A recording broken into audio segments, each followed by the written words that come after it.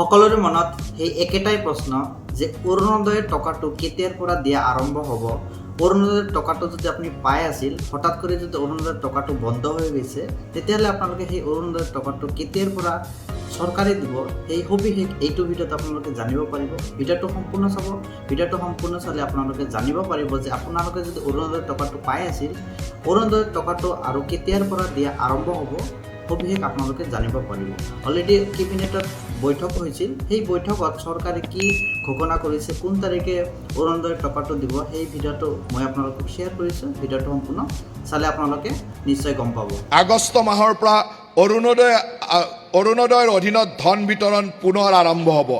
একে সময়তে ইয়াৰ লাভালাভ আটাইতকৈ যোগ্য পৰিয়ালসমূহে লাভ কৰাটো নিশ্চিত কৰিবলৈ আমাৰ চৰকাৰে যোগ্য হিতাধিকাৰীৰ অন্তৰ্ভুক্তি কৰা আৰু অযোগ্য হিতাধিকাৰীক বাদ দিয়াৰ লেখীয়া স্বচ্ছ আৰু নিৰন্তৰ প্ৰক্ৰিয়াৰ জৰিয়তে এই আঁচনিখন শক্তিশালী কৰি ৰাখিব।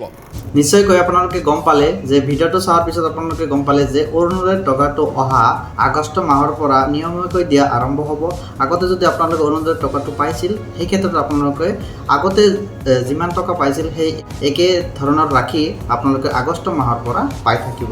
ভিডিঅ'টো যদি ইনফৰ্মেটিভ হৈ থাকে, ভিডিঅ'টো লাইক কৰিব আৰু চেনেলত যদি নতুনকৈ আহিছে, চেনেলটো ছাবস্ক্ৰাইব কৰি কাষত থকা বেল আইকনটো প্ৰেছ কৰিবলৈ একেবাৰে নাপাহৰিব। ধন্যবাদ। জয় আই অসম।